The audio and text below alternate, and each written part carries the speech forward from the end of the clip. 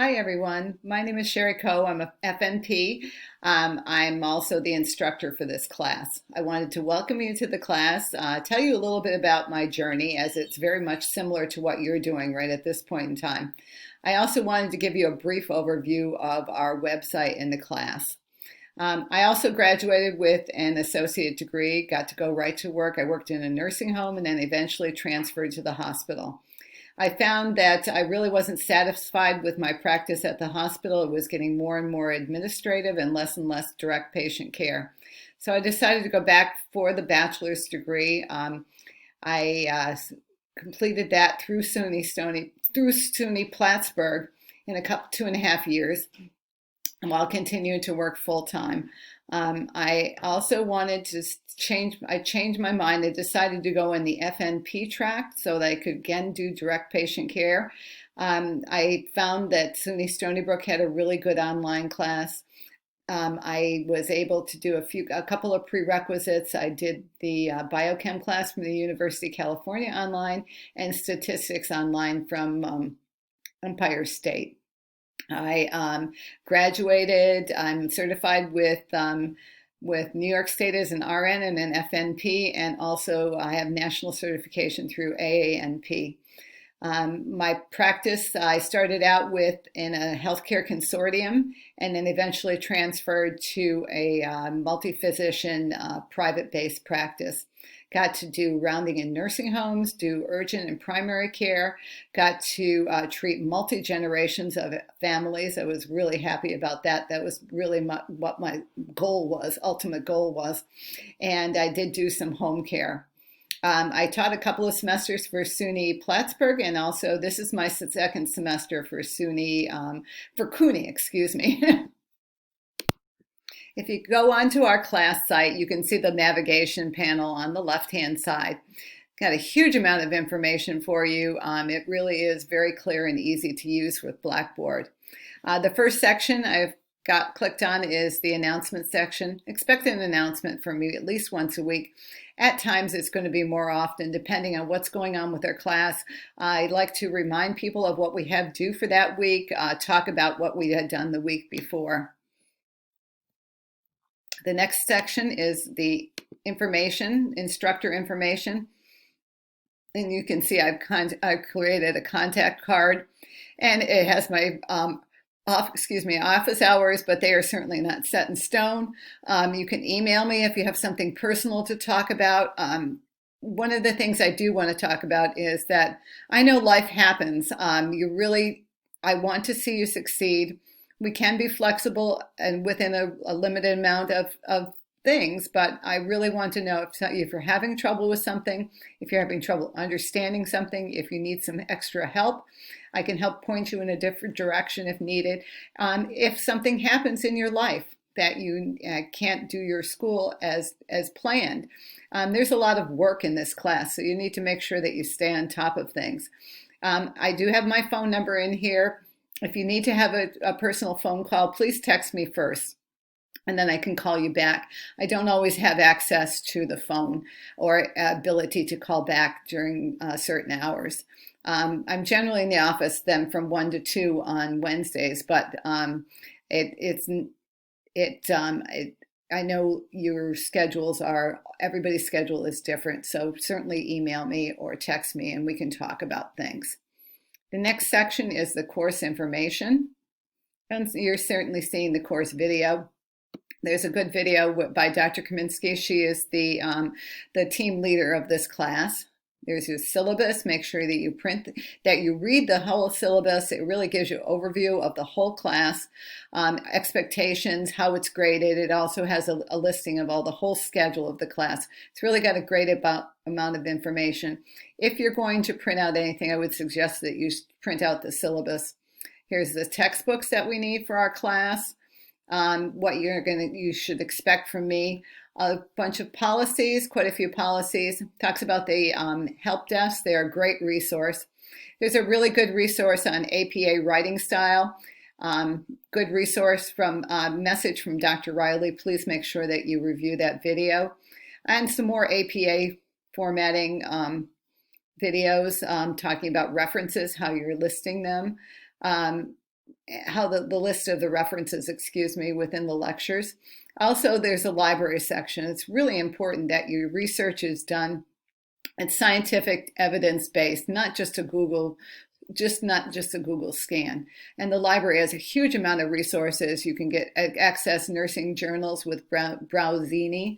And also there's a lot of web sources. There's CINAHL and PubMed and multiple ones for nursing.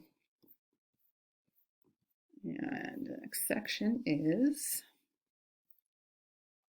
there are the weekly materials. So this is a really well designed area that's very easy to understand. All our assignments are divided into the weeks, gives you the dates, when they're due. When you click on that title, you come to an additional page that gives you the expected outcomes, your to-do list, talks about an additional lecture if there is one, your readings assignment. There's several areas and policies that you have to attest to. There's our discussion board for the first week is in two parts. One's on the attestation, and the second one is on your introduction to us. Shadow Health is an area that you need to sign up for. This is where our digital patient is. If you haven't ever worked with Shadow Health before, it's a pretty great program. It's really a great learning tool. Sometimes takes a little bit to get used to it, but it is a really good way to learn about health assessment. There is no additional charge for it. There is a PIN number that you need to use when you enroll, and there's a lot of good Shadow Health resources and everything here too. There's a section for assignments. They are listed in your weekly materials, but they're also separate here. So there's on the policies, and there's a discussion board rubric. Make sure that you are reading the rubric over. Everything is graded by rubric. And when you go into your grades, you can see how I've graded by rubric and what criteria that you've met. So we can talk about, give you some advice on how to improve the grade. There's assignment rubrics also. There's Shadow Health assignments. A written assignment you have is obtaining a health history. That's going to give you all the information you need on there. There's a section that you can access the nursing diagnosis. There's a really good health history video. There's another written assignment we have. It's a case study. Good video about that. One thing I wanted to talk a little bit about is you have a collaborative learning assignment. And this is a PowerPoint presentation along with speaker's notes about a chronic illness that starts in childhood. And I will be dividing you up into groups next week, and you will receive an email on your group assignment. The important thing is that your group starts out early. I found last semester that a couple of the groups had issues with a couple of people that were hesitant to get started in the group. Communication was really important, and it's difficult sometimes to learn how to be a team leader and working in a team. But as a bachelor degree nurse, there will be frequently times that you are leading a team. Your team needs to select one team member to be the leader. That person collaborates and delegates different tasks. They're also the one that's responsible for the assignment and excuse me, for submitting the assignment. Communicate, review, look at your PowerPoint multiple times by multiple people. Look at the speaker's notes, making sure that you're using APA formatting, all of that. Just make sure that you are doing that. And there's a good video on collaborative learning. We have a couple of quizzes that are also there. There's the Shadow Health final assignment, and this is the signature assignment for this class, and that's going to be submitted to your e-portfolio along with submission here.